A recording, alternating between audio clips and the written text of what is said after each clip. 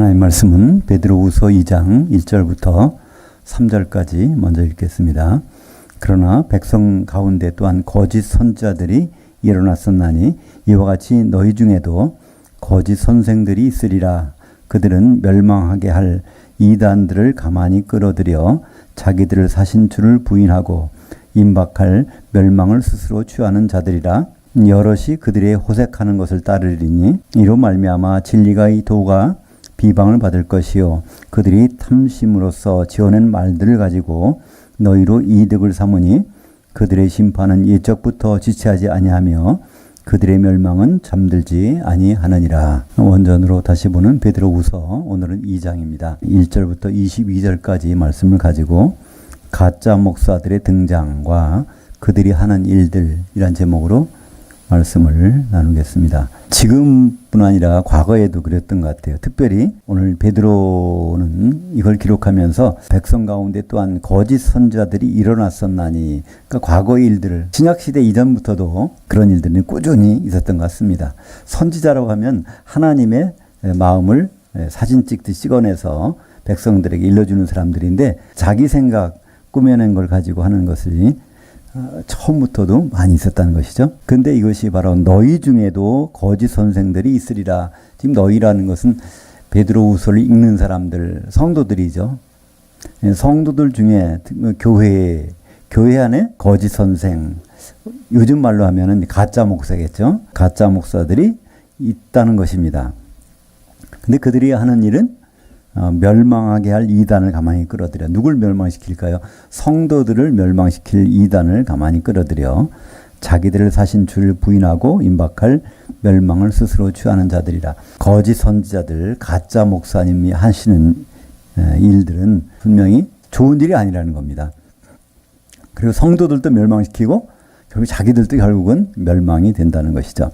고린도전서 6장 19절에 보면 바로 너희 몸이라는 것은 이제 교회죠. 이것이 주께서 사신 것인데, 그 대가를 치르고 사신 것인데, 그것을 부인한다는 것입니다. 6장 19절에 너희 몸은 너희가 하나님께로부터 받은 바 너희 가운데 계신 성령이 저인 줄을 알지 못하느냐?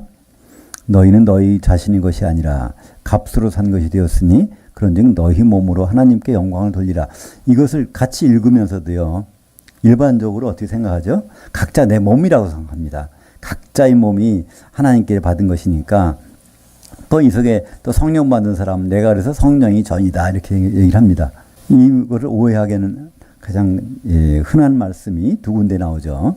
고린도전서 3장 16절과 오늘 읽은 고린도전서 6장 19절과 20절에 보면 여기서 너희 몸이라는 것은 한결같이 교회를 얘기합니다. 개인의 몸이 아니죠. 근데 그걸 교회로 오지 않기 때문에 이 부분을 그냥 넘어가는 것이죠. 2절에 보니까 여럿이 그들이 호색하는 것을 따르리니.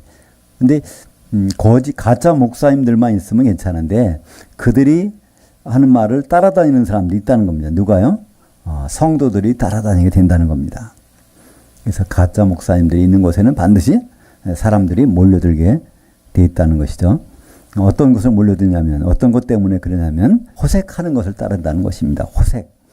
우리말로 번역 호색이라고 했는데 이것을 힐라요 원문에는 아셀게이아, 셀게이아라는 예배를 싫어하는 겁니다. 하나님을 예배하는 걸 싫어하는 것. 그런 것. 그러니까 결국은 사람들이 모여서 사람들이 즐기는 것을 좋아하는, 사람들의 친목을 중심으로 하는 그런 일들로 바뀌어진다는 것이죠. 그래서 진리의 도가 비방을 받을 것이요. 오히려 하나님 말씀을 전해주면 그것을 비방한다는 것입니다. 뭐 자기만 이것을 하나님 말씀 깨닫느냐. 이것도 우리도 하나님 말씀 잘 알고 있다. 그래서 하나님 말씀에 대해서 깊이 들어가는 것보다는 자기들 생각으로 그것을 비방하는 일들이 벌어진다는 것이죠. 3절에 보니까 그들은 탐심으로서 지어낸 말들을 가지고 너희로 이득을 삼으니. 그러니까 가짜 목사님들 하는 일은 속에 나는 어떤 탐욕이 있다는 겁니다. 욕심이 있다는 겁니다. 욕심을 가지고 결국은 목사님들이 원하는 이 일을 끄집어낸다. 누구에게서요? 성도들에게서 이득을 취하는 일이 벌어진다는 것이죠. 하나님의 교회 일을 위해서 이득을 취하는 것이 아니라 개인의 목사님의 목적을 위해서 성도에게서 이득을 취하는 일들이 벌어지게 되는데 하나님은 그들을 반드시 심판하신다는 것입니다. 근데 이런 일들이 요한계시록에도 나와 있거든요. 요한계시록 13장에 보면 요한계시록 13장은 짐승들이 나오는 것이죠. 바다에서 올라오는 짐승, 땅에서 나오는 짐승. 바다에서 올라오는 짐승은 바로 세상 가운데 세상의 통치자가 나오는 거고요. 적그리스도라고 우리가 얘기하는.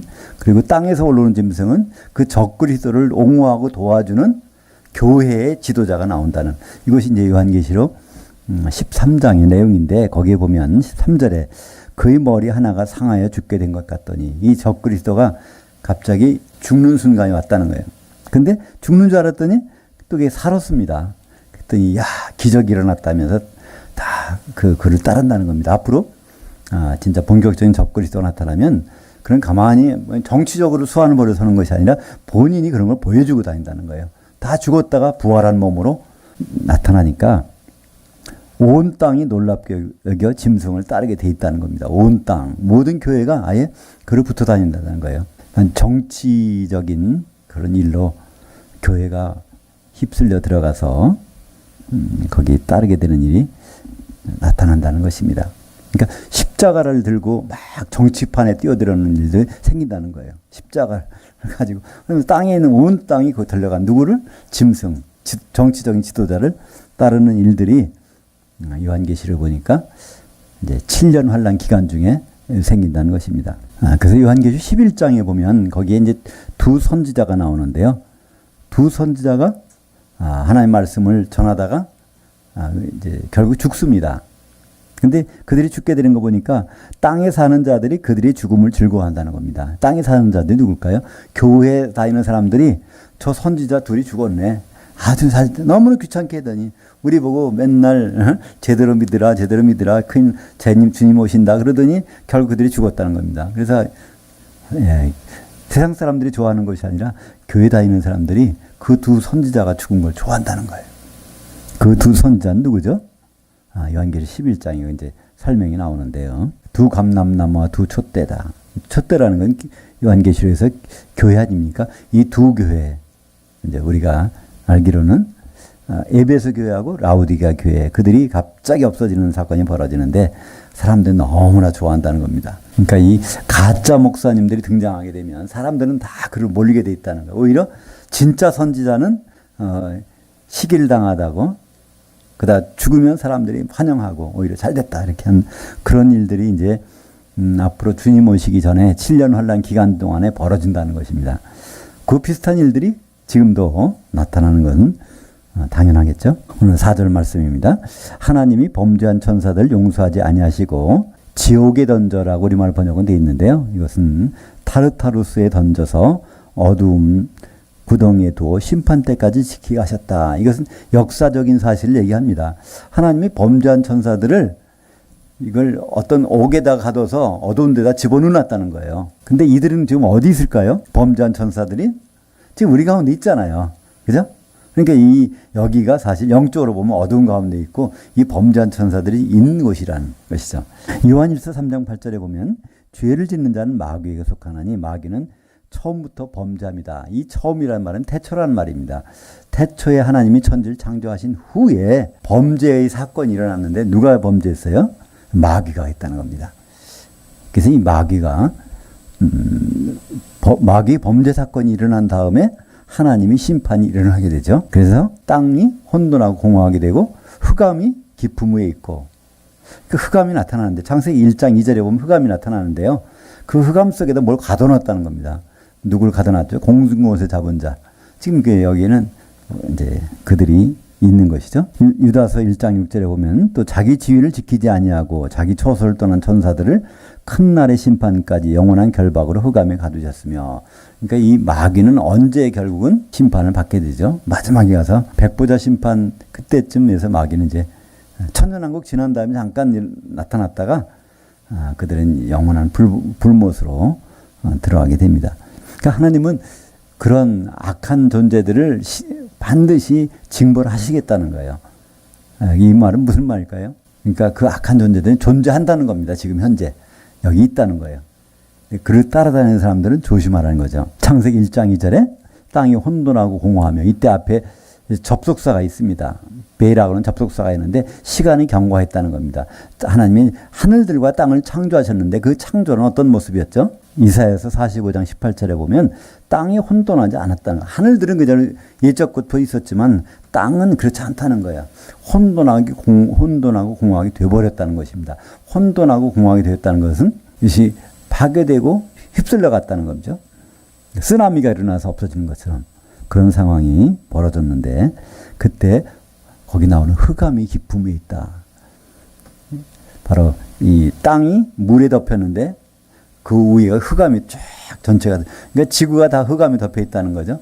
공중이 다. 근데 창세기에서는 그 속에 뭐가 들었는지는 알 수 없지만 오늘 이제 베드로 후서나 유다서에 보면 거기에다가 뭘 집어넣는지를 알 수 있습니다. 그죠? 거기에 흑암 속에다 집어넣는 것. 범죄한 전사들, 마귀를 그것에 집어넣고 이것을 우리는 공중권세 잡은 자가 있는 그것이 지금 영적으로 어두운 곳이죠. 5절에 보니까 오늘 옛 세상을 용서하지 아니하시고 오직 의를 전파하는 노아와 그의 7 식구들을 보존하시고 경건하지 아니한 자들이 세상에 홍수를 내리셨으며 그 다음에 소돔과 고모라 성을 멸망하기로 정하여 재가 되게 하사 후세에 경건하지 아니한 자들에게 본을 삼으셨으며 무법한 자들이 음란한 행실로 말미암아 고통당하는 의로운 롯을 건지셨으니 하나님 보시기에 의인이 두 사람 나옵니다. 노아와 그 롯을 의인이라고. 우리는 롯에 대해서 생각이 좀 좋은 생각은 안 갖고 있죠. 롯을 보면 어떻게 하죠? 자기 딸과 결혼해가지고 참 해서 애를 낳쳐요. 암몬 족속과 모압 족속. 그것만 보는데 사실은 그거는요, 우리 다른 면에서 보면 이건 죄악이라고 보기에는 어려워요. 사실은. 롯이 여자 생각이 나서 자기 딸하고 관계한 건 아니잖아요. 그 사람들하고 결혼을 할 수 없는 상황이 됐는데 딸들이 그것을 종족을 번식시키기 위해서 아버지에게 술 먹어서 재운 다음에 그런 일이 벌어졌는데 하나님은 거기에 대해서 심판하신 것은 아닙니다. 모압과 암몬 족속은요, 이 출애굽한 이스라엘 백성들을 방해했기 때문에 심판하시는 것이지 그들이 바로 롯하고 그 딸하고 결혼해서 낳은 족속이기 때문에 벌어지는 것은 아니라는 것이죠. 왜 근친상간이 위험할까요? 지금은 유전자적인 결함이 드러나기 때문에 지금 못하게 되는 거죠. 초기에는 그것은 잘못된 건 아닙니다. 그걸 가지고 쾌락으로 삼는 것이 잘못된 거지 정식 결혼하는 건 바로 아브라함과 사라도 피가 같잖아요. 그 아버지 피는 데라의 피는 똑같잖아요. 그죠? 거기서 나서 이복 여동생이니까. 근데 하나님이 싫어하시는 이 두 개 다 결국은 남녀 간의 문제 아닙니까? 여기서 노아 때 있었던 일. 하나님의 아들들과 사람의 딸들이 결혼한 일. 이게 남녀 간의 문제가 생긴 거예요. 왜 문제가 있죠? 영이 있는 사람과 영이 없는 사람이 결혼해서 영이 없는 사람들로 계속 나오기 때문에 네피림이 나오기 때문에 네피림이 뭐죠? 창세기 6장에 보면 네피림이 나옵니다. 네피림. 이거는 사실은 네필림. 그러니까 임이 붙으면은 이건 복수. 네필이라는 것은 이게 떨어지는 사람, 탈락한 사람들이라는 뜻입니다. 탈락했어요. 그러니까 우리말 번역이나 주석서에 보면 네피림은 거인이다, 용사다 그러는데 그 모습이 그렇고 그들이 힘이 세다는 얘기지 원래 네피림이라는 뜻은 탈락자라는 뜻입니다. 원래 히브리 말로 탈락하는 건 나팔이라고 합니다. 나팔, 동사. 이거는 동사죠. 떨어지다, 탈락하다. 이것이 이제 명사가 돼서 네필 하면은 탈락자, 떨어진 자. 하나님이 계획에서 영이 있어야 그 다음에 예수 그리스도가 오실 텐데 거기서 탈락한 자가 바로 아버지는 그러니까 이제 부모 중에 한 사람은 영이 있고 한 사람은 영이 없을 때 그 후손은 반드시 탈락자가 된다는 것입니다. 원래 영이 없던 사람은 탈락할 필요도 없어요. 원래는 그건 뭐 계획이 안 들어간 거니까 영이 있는 사람과 영이 없는 사람 가운데서 나올 때 그것이 이제 네피림이 나오는데 여기서 남녀 간의 관계에서 하나님이 싫어하시는 것은 결혼을 싫어하시는 것이 아니라 영이 없어지니까 싫어하시는 것이죠. 근데 소돔과 고모라는 왜 문제가 생겼을까요? 거기는 한번 볼까요? 창세기 19장 5절에 롯을 부르고 그에게 이르되 오늘 밤에 내게 온 사람들이 어디 있느냐 이끌어내라. 우리가 그들과 상관하리라. 그러니까 그 전에 무슨 사건이 있었죠? 하나님이 아브라함을 방문하셨어요. 그죠? 천사들 둘을 데리고 이제 아브라함 그게 이제 예수님이 잠깐 나타나셨을 것 같아요. 천사들 데리고 여호와의 모습으로 나타나셨는데 그때 이제 식사를 하시고 가시다 그랬잖아요. 아무래도 뭐 낌새가 이상해요. 그죠? 그러니까 이제 아브라함이 물어봅니다. 거기 소돔 땅으로 지금 간다고 하시는데 그 의인 50이 있으면 그걸 벌하시겠습니까? 의인 50이 있으면 괜찮다는 거예요. 그럼 40은요? 30은요? 10명까지 가잖아요. 의인 10명만 있어도 내가 롯이 사는 그 동네를 불로 태우지 않겠다. 근데 결국은 갑니다. 근데 50이 안 되잖아요. 몇 명이죠? 의인이 여기서? 롯하고 그 부인하고 딸들하고 사위는 농담으로 여겼으니까 그냥 안 된다는 거예요. 결국은 이제 멸하게 되는데 그때 거기 천사들 이제 2명이 이제 그러니까 주님은 빠지셨던 것 같아요. 천사 2명이 이제 롯의 동네에 달려가서 롯 집에 가니까 롯이 반가이 맞아들입니다. 근데 사람들이 그걸 봤어요. 천사들이 모습이 천사를 보니까 거기 남성으로 돼 있어요. 천사가 사람 남자의 건정한 모습으로 그 동네에 들어간 거예요. 근데 거기 소돔 사람들이 그냥 올 것이 왔다는 거예요. 야, 참 여자하고 관계해 보니까 재미가 없어. 남자하고 관계하고 싶은데 거긴 다 해봤다는 거예요. 근데 이상한 사람들이 딱 남자 2명이 딱 롯의 집안에 들어가니까 그때 하는 말이 여기서 창세기 19장 5절입니다. 그들이 롯을 부르고 그에게 이르되 오늘 밤에 내게 온 사람들 천사 2명이 있는데 그들 끌어내라. 우리가 그들과 상관하리라. 그들하고 잠을 같이 잤으면 좋겠다는 거예요. 이게 뭐 남자와 남자를 더불어 관계하는 거예요. 하나님이 싫어하시는 건 뭐죠? 첫째, 영이 있는 사람과 영이 없는 사람 하면 이게 영이 없는 것이 되니까. 근데 남자와 남자끼리 하면 이게 어떻게 되는 거예요? 이 영이 보존되지 못하잖아요. 그죠? 결국은. 결혼 안 하고 쾌락만 즐긴다는 거예요. 이 후손들이, 영이 있는 후손들이 나타나야 되는데 이렇게 되면 영이 있는 후손들이 나타날까요? 그 시가 마르죠. 요즘에 우리나라는 그게 참 문제 아닙니까? 결혼 안 하는 거예요. 또 결혼한 사람들이 애를 안 갖는 겁니다. 물론 여긴 사회적 문제가 있죠. 그들을 부양할 수 있는 경제적인 여건이 안 되기 때문에 안 갔지만 소돔과 고모라 사람들은 그게 아닌 거예요. 쾌락을 추구하는데 남녀 관계로서는 쾌락을 그건 한계에 도달했다는 거예요. 그 이상으로는 안 된다는. 새로운 걸 추구하는데 바로 남자와 남자를 더불어. 그러니까 동성연애가 시작된 겁니다. 그래서 영어 성경, 영어 단어 중에는 소도미스트, 소돔 사람 하면 동성연애자라는 그런 의미로 번역이 되는데요. 하나님이 싫어하시는 것은 동성연애 자체를 싫어하시는 것이 아니라 동성연애의 결과는요, 영이 있는 사람들이 이게 후손이 나올 수가 없다는 거죠. 결국은 오늘 여기서 2가지 사건으로 하나님 뜻을 설명하는 겁니다. 하나님이 싫어하시는 것, 바로 영이 있는 사람과 영이 없는 사람들이 결혼해서 네피림이 나오는 것. 또 남자가 남자와 성관계를 해가지고 결국은 후손이 나오지 못하게 하는 것. 바로 하나님이 기대하신 약속은 뭐죠? 여자의 후손. 창세기 3장 15절에 여자의 후손이 나타나서 바로 그에게서 하나님의 그 마귀일이 진멸된 일이 나타나는데 그 일을 방해하는 일들, 그것을 바로 이게 조종자가 과연 뒤에 배우가 있었다는 것이죠. 9절부터 11절까지입니다. 주께서 경건한 자들은 시험에서 건질 줄을 아시고 불의한 자는 형벌 아래 두어 심판 날까지 지키시며 특별히 육체를 따라 더러운 정욕 가운데 행하며 주관하는 일을 멸시하는 자들에게 형벌할 줄을 아시느니라. 그러니까 하나님이 세우신 그 법질서, 하나님이 세우신 그것을 무시하는 사람들을 하나님은 반드시 심판을 하신다는 겁니다. 여기 경건이라는 말이 오늘 여러 번 나오는데요.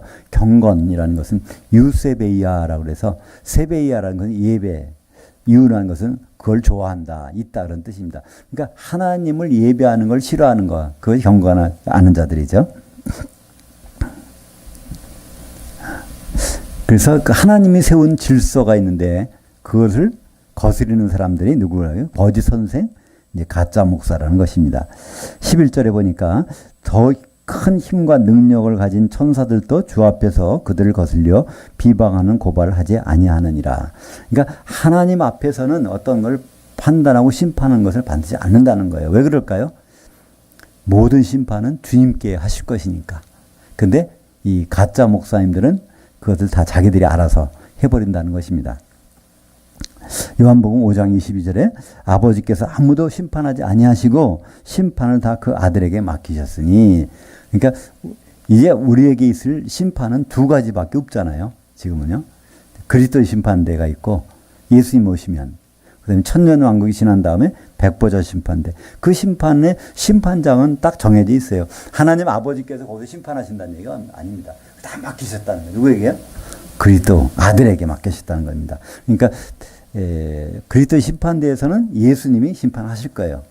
근데 마태복음 25장에 31절 이하에 보면 바로 거기에 여기 있는 내 형제들이라고 그랬잖아요. 그들이 바로 이 사도들이, 12사도들.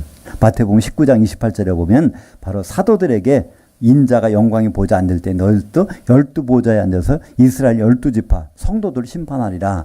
그래서 그리스도의 심판대에서는 예수님이 재판장이시고 그 배석 판사들은 사도들이 되는 것이죠. 근데 백보자 심판 때는 그때 재판장은 예수 그리스도시죠. 재판은 반드시 예수님이 하시니까. 근데 거기 있는 성도들, 거기 있는 재판관들 누굴까요? 그것은 성도들.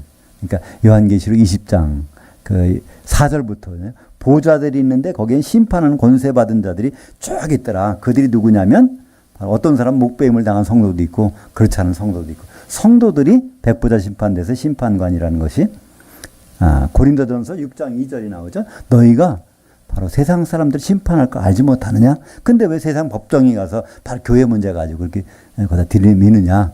그러면서 성도들이 심판관이 된다는 걸 말씀하셨는데, 성도들이 심판관 되는 것은 그리스도 심판대는 절대 아닙니다. 그죠? 그때 심판 받아야 되죠. 누구한테요? 예수님하고 12사도들한테. 그러나 백보자 심판대에서는 성도들이 심판관이 되는 것이고, 물론 재판장은 그때도 예수 그리스도이십니다. 그 근거는 오늘 요한복음 5장 22절에 아버지께서 심판 안 하신다는 거예요. 왜냐하면 아들에게 다 맡겨놨다는 겁니다. 근데 이제 오늘 12절부터 16절까지 쭉 보면 여기에 가짜 목사님들이 하는 일들을 소개하고 있어요. 그러면 이런 일이 나타나면 그분은 가짜 목사구나. 이거 가짜 목사 식별법이라고 할까요? 그것이 오늘 이제 12절부터 나옵니다. 그러나 이 사람들, 이 가짜 목사들은 본래 잡혀 부패되기 위해서 난 이성 없는 짐승들 같아서, 그러니까 가짜 목사들은요, 이성 없는 짐승들. 이것은 이성이라는 것은 사리가 없다.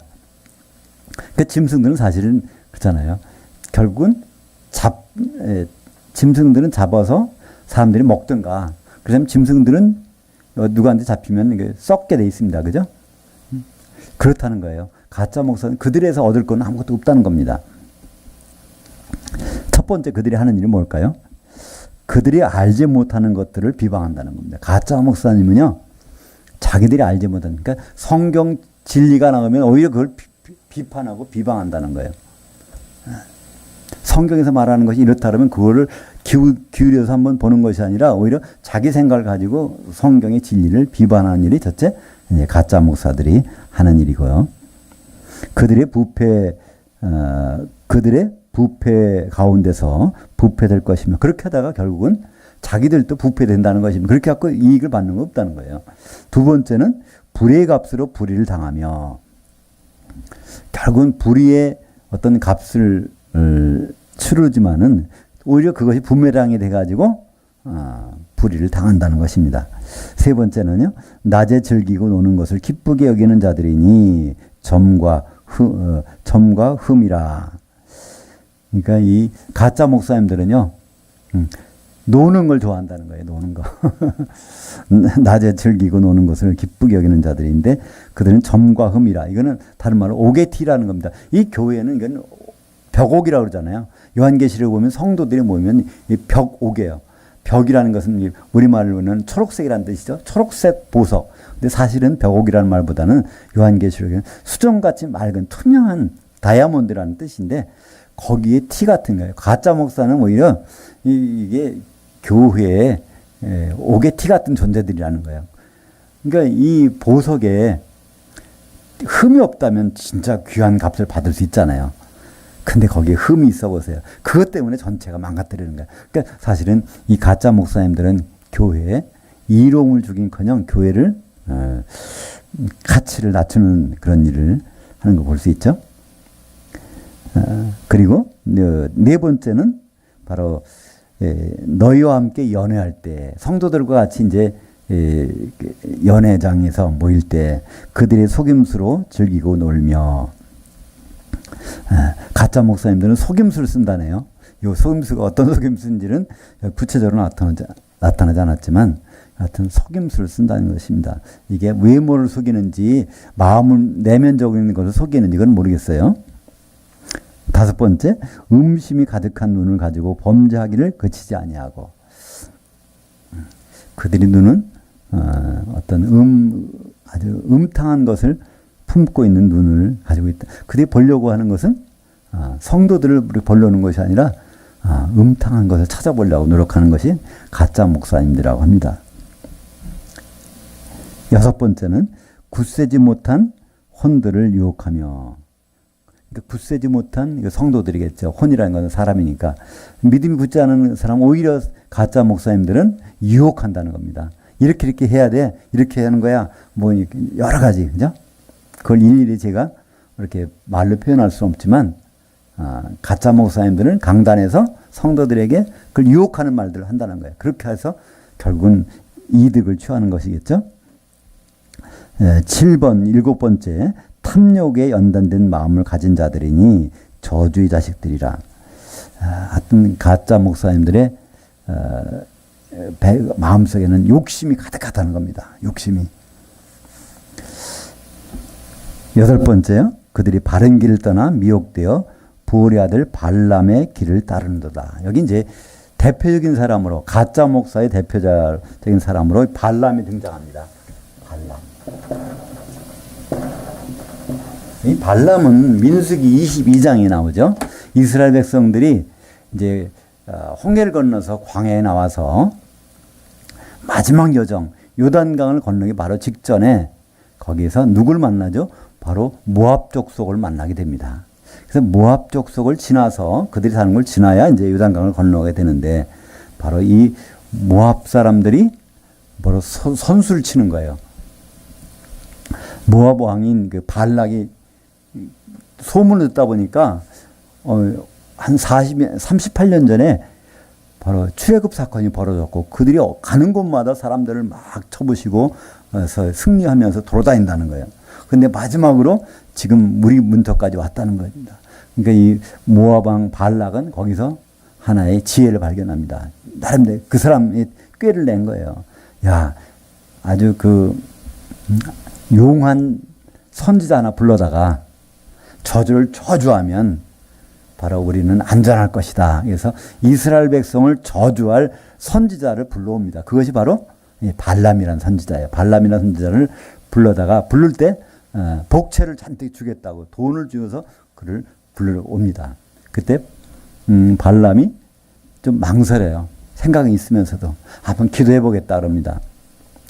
그래서 기도했더니 하나님이 의외로 그래 한번 가려면 가봐 그러는 거예요.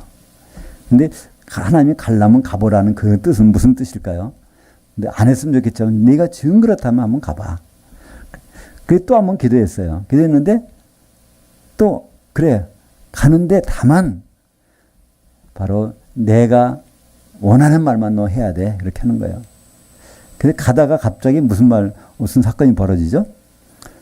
이 나귀를 타고 가는데 갑자기 나귀가 그냥 거기서 가지 않고 막 안 가는 거예요. 그 매를 3차례 팍 때리죠. 거기서. 그때 나귀가 말을 합니다. 거기서 하는 말이 민수기 22장 28절에 여호와께서 나귀 입을 여시니 발람에게 이르되 내가 당신에게 무엇을 하였기에 나를 이같이 3번 때리느냐. 마귀가 말을 하는 거예요. 그때 바로 거기서 이제 하나님 보여주시죠. 그 천사들이 나타나서 있는 걸 보여주십니다. 거기 네가 그 욕심을 가지고 가니까 그렇게 했다는 걸 가지 못하게 마귀가. 그러면서 이제 가는 걸 허락할 테니까 절대로 바로 하나님이 하시는 말만 내가 예언하라. 그래서 그 당부를 갖고 갑니다. 그래서 이제 발락 이런 왕한테 갑니다. 가서 예언을 하는 거예요. 근데 예언을 하는데 그때마다 예언은 원래 발락은 원하는 것은 이스라엘 저주하고 모압을 축복하는 건데 거꾸로 하는 겁니다. 결국은 바로 이스라엘을 축복하고 마는 거예요. 그러고 끝납니다. 그리고 거기서 끝났다면 괜찮은데 그 뒤에 어떤 사건이 있었던 거예요. 다시 이 발람은 돈을 받고 지혜를 빌려줍니다.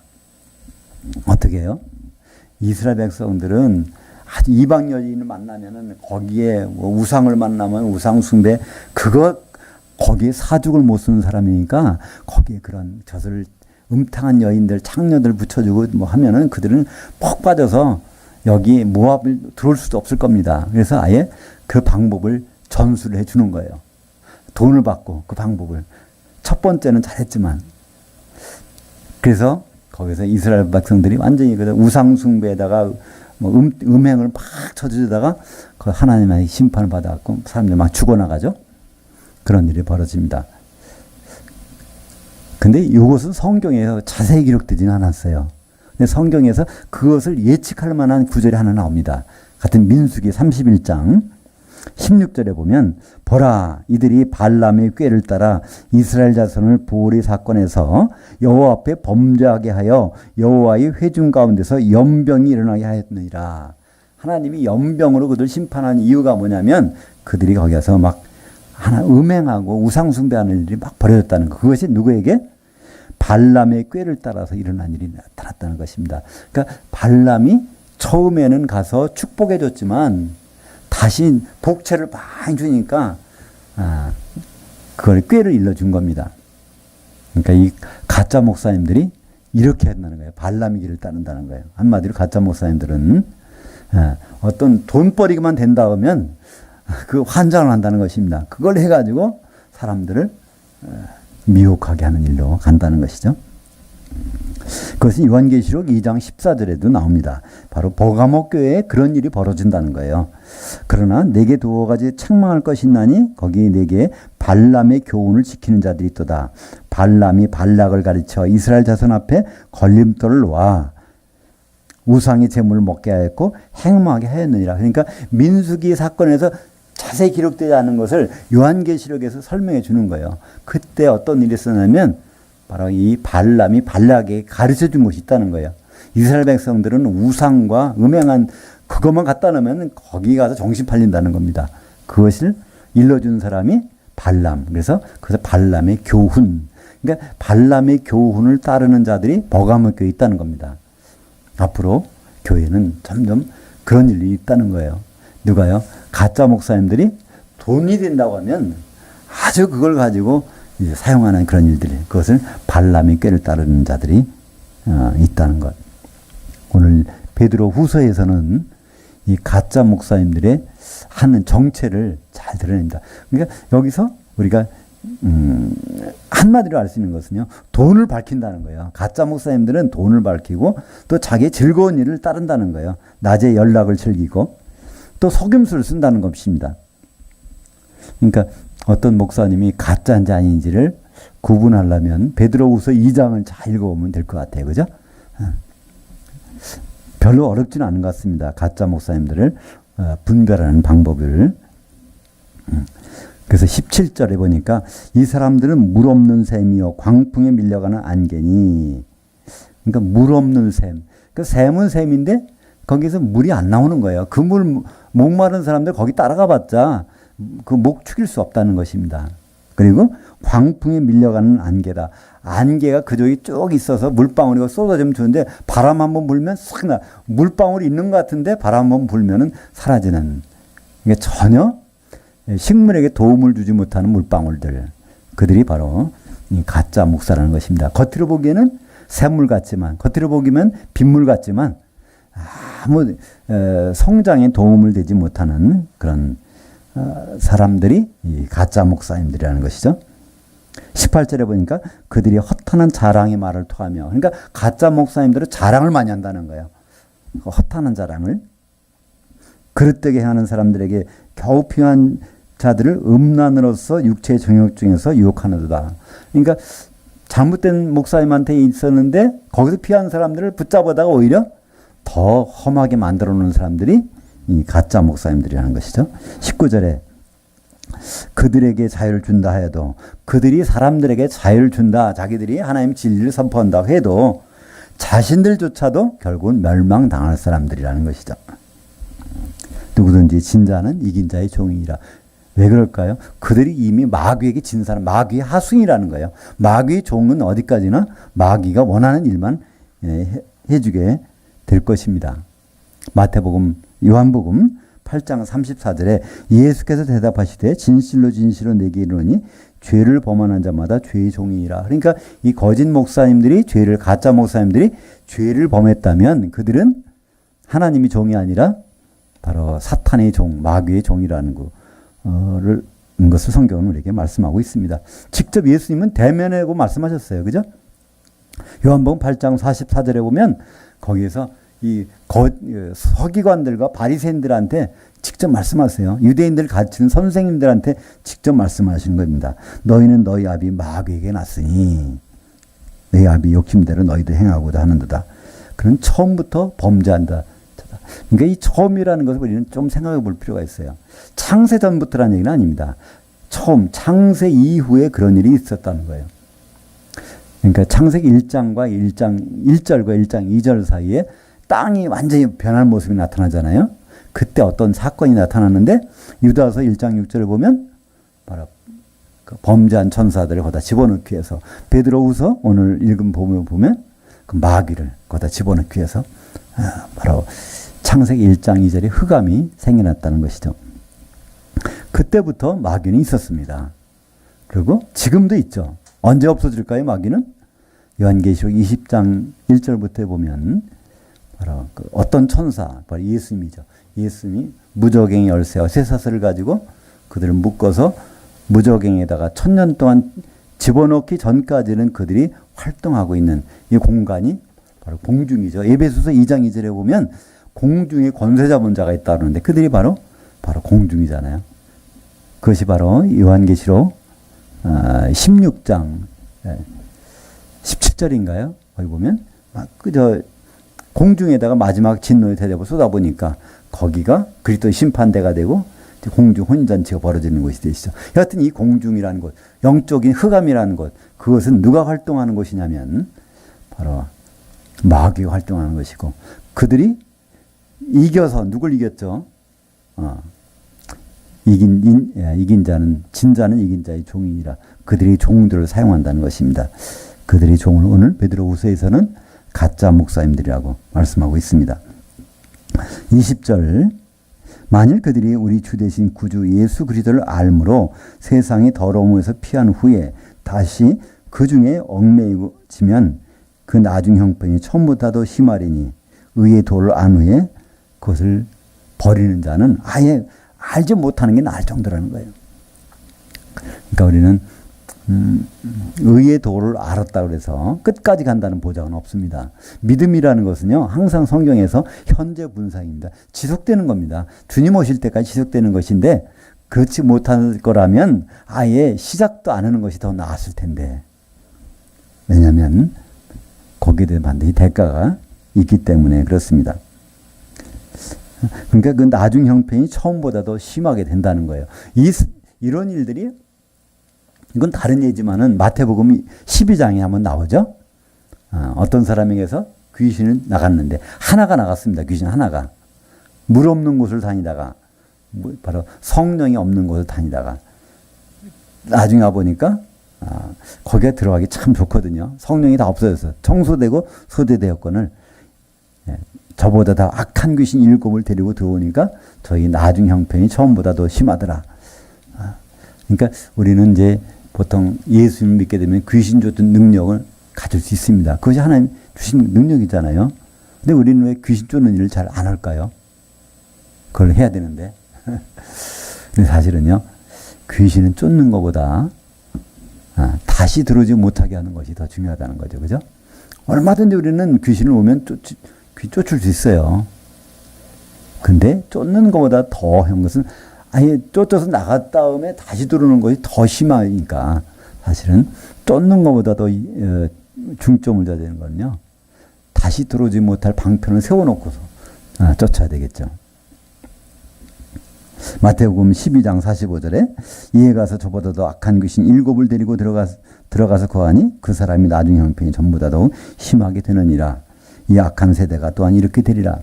그러니까 앞으로 이 세대가 앞으로 이렇게 된다는데 지금도 점점 그렇게 될 것입니다. 그러니까 세상은 점점 좋아지는 것이 아니라 점점 좋지 않은 쪽으로 흘러갈 것입니다. 왜냐하면 마귀는 자기가 때가 얼마 남지 않았다는 걸 알거든요.